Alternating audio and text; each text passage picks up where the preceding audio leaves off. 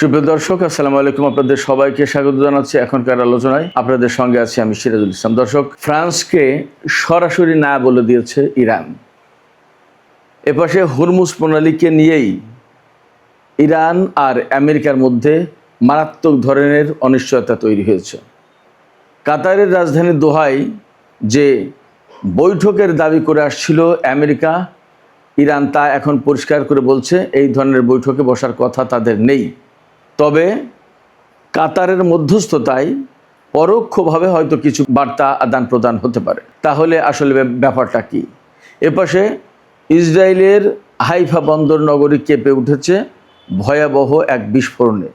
কারা এই বিস্ফোরণের পেছনে রয়েছে, কারা এর সাথে জড়িত? একই সময়ে ইসরায়েলের প্রধানমন্ত্রী বেনিয়ামিন নেতানিয়াহু এবং যুদ্ধমন্ত্রী ইসরায়েল কাজ দক্ষিণ লেবানন সফর করেছেন। তারা আসলে কি বার্তা দিতে চাইলেন? তারা কি লেবাননের প্রতিরোধ গোষ্ঠীকে তুচ্ছ তাচ্ছিল্য করতে চাইলেন? তারা কি ইরানকে কোনো বার্তা দিতে চাইলেন?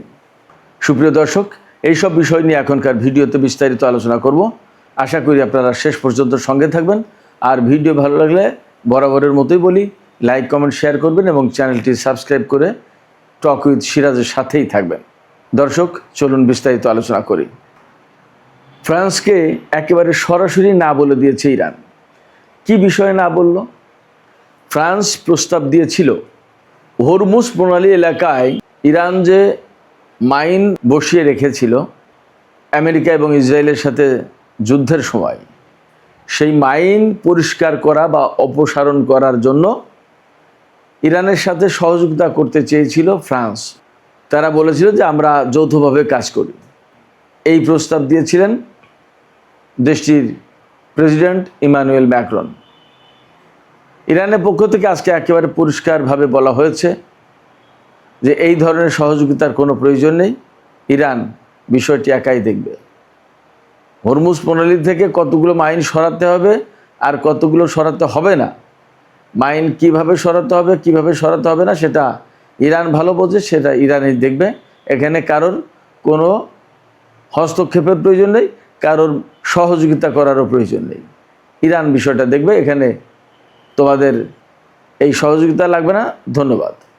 ইরান এখানে একদম পরিষ্কার বার্তা দিয়ে দিয়েছে ফ্রান্স সহ যারা যারা হরমুজ প্রণালীর ব্যাপারে ইন্টারেস্টেড তাদের সবাইকে বার্তাটা পরিষ্কার হলো এই যে হরমুজ ইরানের, ইরান দেখবে। এখানে কারোর কোনো খবরদারি, কারোর কোনো মাতব্বরি ইরান এগুলো পছন্দ করে না, এগুলো দেখবে না, এগুলো দেখতে চায় না। ফ্রান্সকে এই কথা বলার আরও বড় কতগুলো কারণ আছে। একটা কারণ হচ্ছে বেশ কয়েকদিন আগে খবর বেরিয়েছিল ফ্রান্স এবং ব্রিটেন মিলে তারা হরমুজ প্রণালীতে একটা অভিযান চালাতে চেয়েছিল। ইরান যে হরমুজ প্রণালী আটকে রেখেছিল সেই আটকে রাখা অবস্থা মুক্ত করতে, অর্থাৎ হরমুজ প্রণালী মুক্ত করতে। কিন্তু তখন ইরানের কড়া এবং কঠোর হুঁশিয়ারির মুখে ফ্রান্স সেখান থেকে পিছু হটেছিল। তারা বলেছিল যে না, আমরা এই ধরনের কোনো পরিকল্পনার সাথে জড়িত না। আবার এপাশে গতকাল ওমানের সাথে ফ্রান্স কয়েকটা চুক্তি করেছে, তার ভেতরে হরমুজ প্রণালী নিয়ে একটা ব্যাপার আছে। এখানে ফ্রান্সের সাথে এই চুক্তি করার পর ওমানের পক্ষ থেকে নাকি বলা হচ্ছে, এখনও কনফ্লিক্টিং ব্যাপারটা, ওমান ইরানের সাথে যৌথভাবে হরমুজ প্রণালীতে ফি নিতে রাজি নয়, টোল নিতে রাজি নয়, অর্থাৎ ওমান টোল না নেওয়ার পক্ষে। এই কথাগুলো মূলত পশ্চিমা জগৎ থেকে এসেছে। তবে ইরানের পররাষ্ট্র মন্ত্রণালয় অবশ্য একটা প্রতিক্রিয়া জানিয়েছে একটু পরোক্ষভাবে, যে ওমান যদি এই রকম কথা বলে থাকে বা ওমান যদি হরমুজ প্রণালী ম্যানেজমেন্টের ব্যাপারে আমাদের সাথে আসতে রাজি না হয় বা অনিচ্ছা থাকে বা হরমুজ প্রণালী থেকে টোল যদি না নিতে চায়, সেটা ওমানের ব্যাপার। কিন্তু যদি সেরকম হয় তাহলে ইরান একাই হরমুজ প্রণালী ম্যানেজ করবে। এখনও চূড়ান্ত এই ব্যাপারে কথাটা বলা যাচ্ছে না, কারণ আমরা এর আগে দেখেছি যে তারা ইরানের সাথে কিন্তু শক্ত অবস্থানে ছিল। হঠাৎ করে এই জায়গা থেকে দুর্বল বা নরম অবস্থানে চলে যাওয়ার কথা না। যদি গিয়ে থাকে তাহলে কেন গেল, কি ব্যাপার, এর ব্যাকগ্রাউন্ডটা কি, সেগুলো জানার ব্যাপার। তো এই জায়গায় ইরানের পরিষ্কার কথা ওমানও যদি না আসে তাহলেও কোনো সমস্যা নেই, ইরান একাই দেখবে। ওমানও যদি না আসে, এই কথা বলছে এই কারণে, বা ইরান যে কারণে বলছে এই কথাটা, সেটা হচ্ছে যে হরমুজ প্রণালীর পুরো উত্তর পাশ এবং বেশিরভাগ জায়গা কিন্তু ইরানের, আর ওমানের কম জায়গা। তার কারণ হচ্ছে হরমুজ প্রণালীতে যে সমস্ত দ্বীপ, সেই সমস্ত দ্বীপ কিন্তু ইরানের পাশে, ওমানের পাশে তেমন একটা নেই। তো ওই দ্বীপ, অর্থাৎ এই দ্বীপ থেকে ওই দ্বীপ, ওই দ্বীপ থেকে ওই দ্বীপ, এইরকম একটা দ্বীপ থেকে আর একটা দ্বীপ, এই করতে করতে হরমুজ প্রণালীর বেশিরভাগ এলাকা কিন্তু ইরানের পক্ষে পাশে চলে যায়। আমি আবার বলি, তাহলে মনে হয় আশা করি ক্লিয়ার হবেন। ধরুন হরমুজ প্রণালীর একেবারে উত্তর পাড় হচ্ছে ইরান, সেখান থেকে ধরুন কথার কথা 10 নটিক্যাল মাইল হচ্ছে সামনে যাবে, গেলে ইরানের ভূখণ্ড থেকে আন্তর্জাতিক পানি সীমা শুরু হবে। তো দেখা গেল 8 নটিক্যাল মাইল যাওয়ার পরে একটা দ্বীপ পড়েছে, তাইলে ওই দ্বীপ তো ইরানের ভেতরে পড়লো আলটিমেটলি। তাইলে ইরানের ভূখণ্ড কিন্তু আরও 8 নটিক্যাল মাইল দূরে সামনে এগিয়ে গেল। মূল যে একদম সাগরের যে তীর, সেইখান থেকে 8 মাইল সামনে, 8 নটিক্যাল মাইল সামনে আসলো। এখান থেকে যে দ্বীপটা, সেখান থেকে আবার 8 নটিক্যাল মাইল সামনে যাবে, এইভাবে। তো দেখা গেছে এইভাবে করতে করতে সেই ওমানের কমই পড়ে, ইরানের বেশি পড়ে। তো যাই হোক, যেহেতু এখানে ইরান মূল শক্তি, সেক্ষেত্রে ইরানের বক্তব্য হচ্ছে হরমুজ প্রণালী আর আগের অবস্থায় তো যাবেই না, এখানে কারো কোনো মাতবরিক কর্তৃত্ব, প্রভুত্ব, এর কোনো কিছু চলবে না। যা দেখার এই হরমুজ প্রণালীর যা ভালো মতো সব কিছু ইরান দেখবে। ওমান সাথে থাকলে ভালো, না থাকলে নেই, তারা তাদের মতো। বাট ইরানের জায়গা থেকে সরবে না, একেবারেই পরিষ্কার কথা। এই জায়গাটাই প্রশ্ন আসে, আমাদের অনেকের ভেতরে হয়তো প্রশ্ন আসতে পারবে যে ইরান কি একা টিকে থাকতে পারবে? সারা বিশ্ব যদি এই জায়গায় ইরানের বিরুদ্ধে চলে যায় তাহলে কি করবে? এখানে সবচেয়ে সহজ কথা এবং বড় কথা হচ্ছে, দেখেন, রাশিয়া এবং চীন বাদ দিলে যে বাদ বাকি বিশ্ব শক্তি থাকে, সেই শক্তির সম্মিলিত যে রূপ, তার চেয়ে বড় শক্তি হচ্ছে আমেরিকা। আমি আশা করি আপনাদেরকে ক্লিয়ার করতে পেরেছি কি বলতে চেয়েছি। চীন এবং রাশিয়া বাদ দিলে ইউরোপীয় বা নেটো জোট যেটা, সেটার যে সম্মিলিত রূপ, তার যে শক্তি, তার চেয়ে একার বেশি শক্তি হলো আমেরিকার। সেই আমেরিকা আর ইসরায়েল যখন একসাথে এসে যুদ্ধ করেছে, আর ইরান সেই আমেরিকা ইসরায়েলকে এইভাবে নাকানি চুবানি খেয়েছে, মার্কিন ঘাঁটিগুলোর পরিস্থিতি আপনারা সবাই জানেন যে কী অবস্থা মধ্যপ্রাচ্যে হয়েছে, এবং কম ঠেলাই তো আমেরিকা এই চুক্তির দিকে দৌড়ানি, এটা তো সোজা কথা। ফলে ওই ভাবনাটা, ওই টেনশনটা, ওই দুশ্চিন্তাটা না করলেও চলবে যে সারা বিশ্বের সব দেশ যদি মিলে আসে তাহলে কি হবে। না, ইরান এই জায়গায় ভয় পাচ্ছে না। ইরানের বক্তব্য হচ্ছে যে এটা আমার, এটা আমাকেই ম্যানেজ করতে হবে, আমিই করব, তাতে যাই হোক না কেন। আর এখানে আমি আপনাদেরকে আরেকটু বলি, ওই যে সেই চীন রাশিয়া ইরানের ব্যাপারে তাদের যে অবস্থান, যুদ্ধের আগে যে অবস্থান ছিল, যুদ্ধের সময় সেই অবস্থান, বরং এখন আরও শক্ত হয়েছে দুই কারণে। এক হচ্ছে যে রাশিয়া এবং চীন দুই দেশেরই ইরানকে প্রয়োজন। এই কেন প্রয়োজন সেই ব্যাখ্যা কিন্তু আমি বহুবার দিয়েছি। আজকে খুব সংক্ষেপে বলি যে ইরান যদি মধ্যপ্রাচ্যে না থাকে, রাশিয়া এবং চীনের কোনো মধ্যপ্রাচ্যে কোনো পা রাখার জায়গা থাকবে না। আমেরিকাকে কর দিয়ে, ইসরায়েলকে কর দিয়ে মধ্যপ্রাচ্যে ঢোকা লাগবে চীন এবং রাশিয়ার। রাশিয়ার চেয়ে চীনের সংকটটা বেশি। অতএব ইরানকে টিকিয়ে রাখতে হলে, ইরানকে বাঁচিয়ে রাখতে হলে এবং ইরানকে বিজয়ী করতে হলে চীন এবং রাশিয়াকে সাপোর্ট দিতেই হবে, এবং এই সাপোর্টটা দেওয়া তাদেরই প্রয়োজন, এটা ইরানের জন্য না। চীন রাশিয়া এখানে সাপোর্ট দেবে না এটা ভাবার কোনো কারণ নেই, এবং চীন রাশিয়া ইরানের সাথে নেই এটাও ভাবার কারণ নেই। বরং যুদ্ধের সময় বা যুদ্ধের আগে যা ছিল তার চেয়ে এখন বেশি শক্ত চীন রাশিয়ার অবস্থান। এটা গেল একটা কারণ, তাদের স্বার্থের প্রয়োজন। আর একটা কারণ হচ্ছে যে ইরানকে নিয়ে চীন এবং রাশিয়ার হয়তো একটা কনফিউশন ছিল যে আমরা যে এই অস্ত্র দিচ্ছি, সাপোর্ট দিচ্ছি, প্রযুক্তি দিচ্ছি, এইগুলো ঠিকমতো ব্যবহার করতে পারবে ইরান, নাকি আমাদের এই অস্ত্র, এই সাপোর্ট এবং এই প্রযুক্তি মায়ের খেয়ে দেবে, তখন আমাদের বাজার নষ্ট হবে। কিন্তু যুদ্ধে ইরান যথেষ্ট সফলতার পরিচয় দিয়েছে এবং সাকসেসফুলি ইসরায়েল এবং আমেরিকাকে মোকাবেলা করেছে।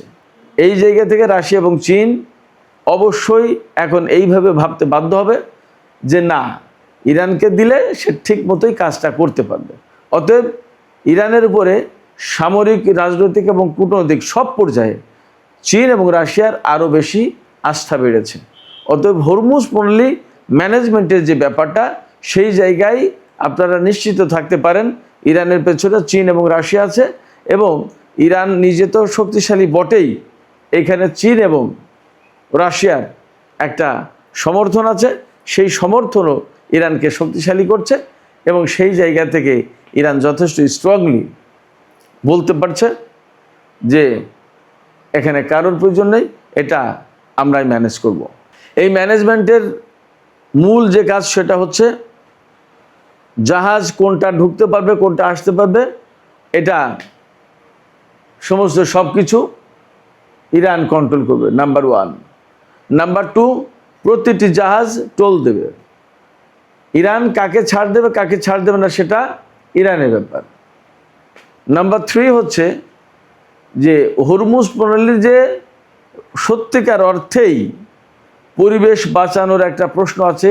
এত বিপুল পরিমাণে জাহাজ চলাফেরা করে, এত বিপুল পরিমাণে তেল এবং তেলজাত পণ্য, গ্যাস এখান থেকে পরিবহন হয়, এর অনেক কিছুই সমুদ্রের পানিতে মেশে, এবং দক্ষিণের বাতাস হলে উত্তরের কূলে অর্থাৎ ইরানের উপকূলে গিয়ে সেইগুলো জমা হয়। এই বর্জ্য, এই নষ্ট জিনিস সব জমা হয়। এতে ইরানের উপকূলীয় অঞ্চল, অর্থাৎ সেটা তো ইরানের সীমা, ইরানের সীমানার ভেতরে কেউ কোনো কিছু নষ্ট করবে আর ইরান তার খেসারত দেবে, এটা তো হতে পারে না। যার কারণে ওই পরিবেশ ম্যানেজমেন্টের জন্য, ওই পরিবেশ ব্যবস্থাপনা করার জন্য পয়সার প্রয়োজন। যারা জাহাজ নেবে তাদেরকেই পয়সা দিতে হবে, এটা হচ্ছে ইরানের যুক্তি।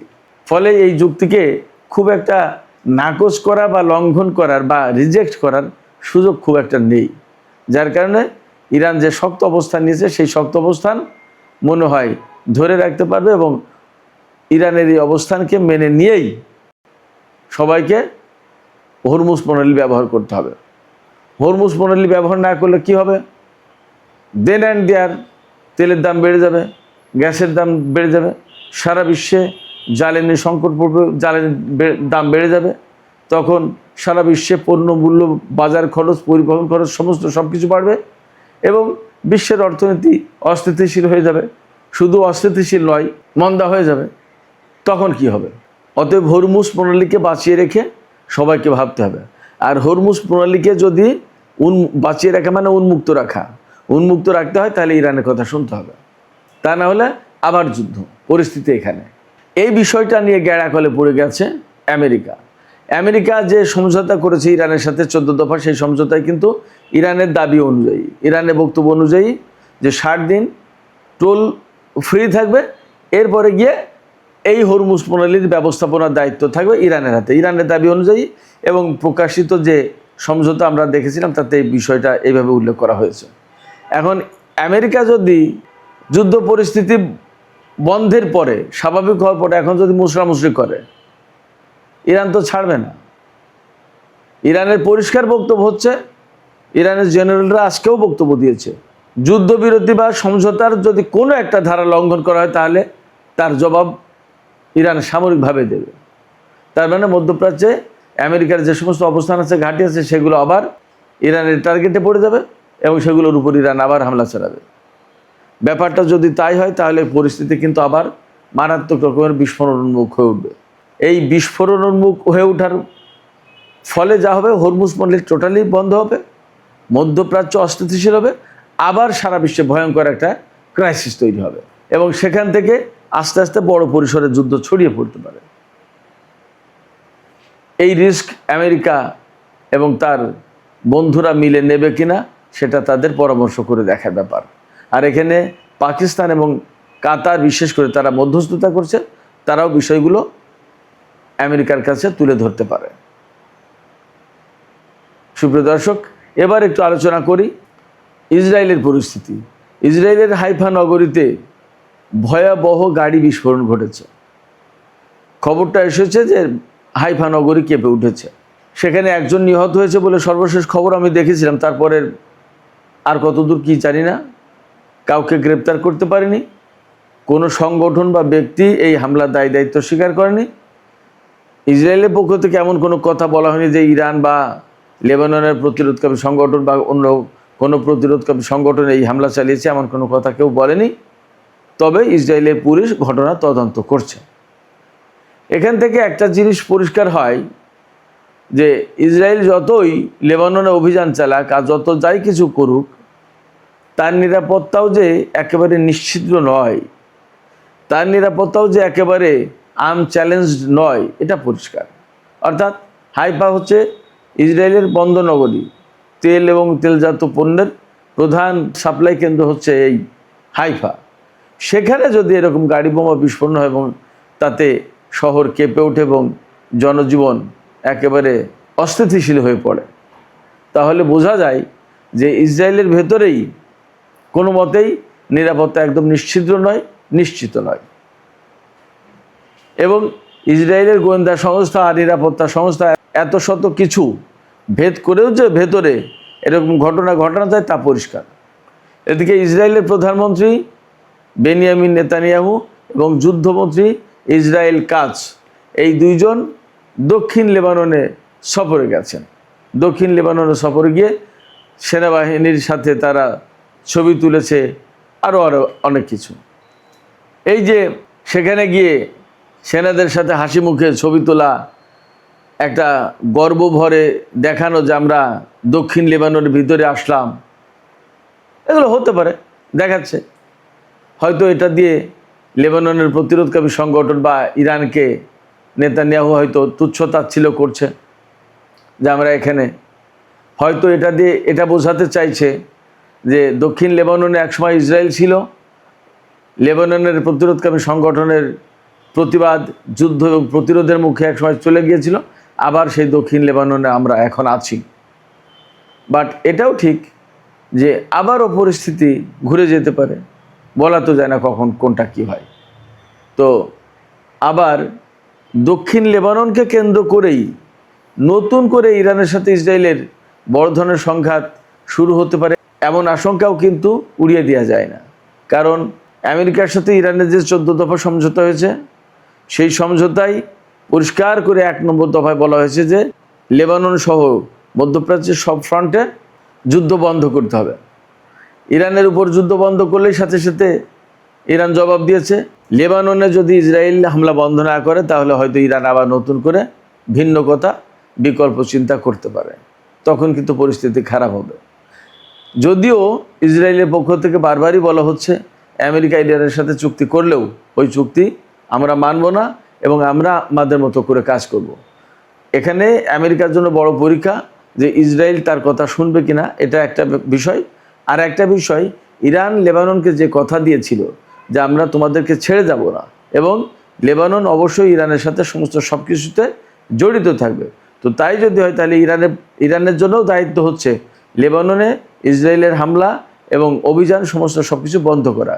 যদি তা না করতে পারে এবং দক্ষিণ লেবাননে যে ইসরায়েল দখলদারিত্ব কায়েম রাখতে চাচ্ছে, বেশ কিছুদিন ধরে সেখানে সেনা রাখবে, এইটা রাখতে পারবে কি পারবে না, এই ব্যাপারে সমস্ত চ্যালেঞ্জ এখন কিন্তু ইরানের সামনে। ইরান আসলে সেই চ্যালেঞ্জ কিভাবে মোকাবেলা করে সেটা দেখার ব্যাপার। আবার আমেরিকাও ইসরায়েলের এই চ্যালেঞ্জ কিভাবে মোকাবেলা করে সেটাও দেখার ব্যাপার। আমেরিকা যদি ইসরায়েলের চ্যালেঞ্জ মোকাবেলা করতে না পারে তাহলে 14 দফা বাস্তবায়ন হলো না এবং ফাইনালি আমেরিকার সাথে ইরানের চুক্তি হবে না। আর ইসরায়েল লেবাননে যে দখলদারিত্ব কায়েম করেছে এবং হামলা চালাচ্ছে, সেটা যদি সিরিয়াসলি ইরান মোকাবেলা করতে না পারে তাহলে লেবাননের জনগণের কাছে বা বিশ্ববাসীর কাছেও কিন্তু ইরান অনেকটা হেয় প্রতিপন্ন হবে।